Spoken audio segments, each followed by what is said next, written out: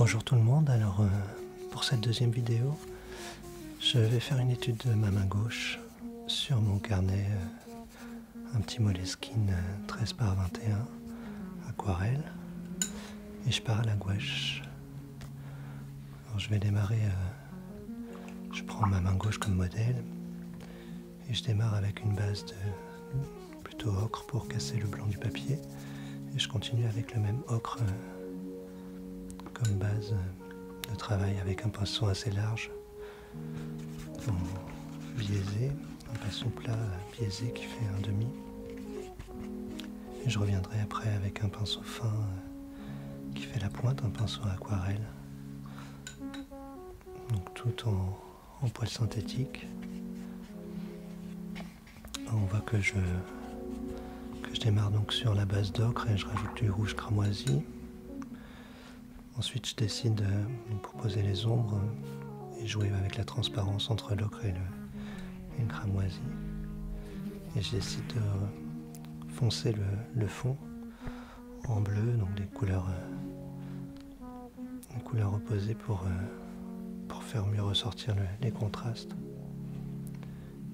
Donc là, je reviens avec un pinceau plus fin, toujours avec ces deux seules couleurs, finalement par-dessus l'ocre de départ, pour vraiment mieux définir les détails petit à petit et venir poser les transparences, les ombres, les lumières.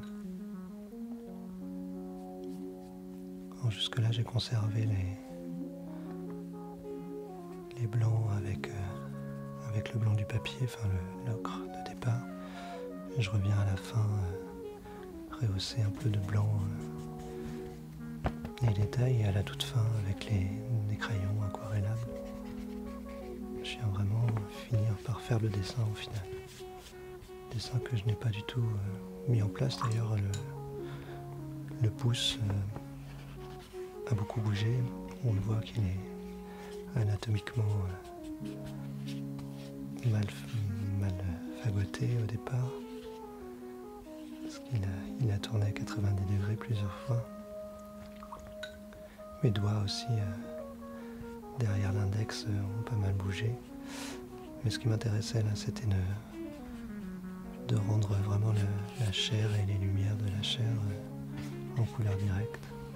Assez vite, d'arriver à saisir vraiment, à croquer vraiment la chair et à sentir ces petits reliefs, la 3 dimensions, et la profondeur de la peau à travers les transparences de l'aquarelle finalement. Parce que la gouache diluée, par transparence comme ça, se rapproche vraiment beaucoup du travail à l'aquarelle. Mais la gouache permet quand même, avec la gouache blanche notamment, de faire du clair sur du foncé. Alors je rehausse encore le fond pour à nouveau contraster un peu plus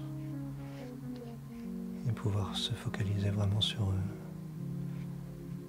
les détails, essayer de faire un effet de mise au point uniquement sur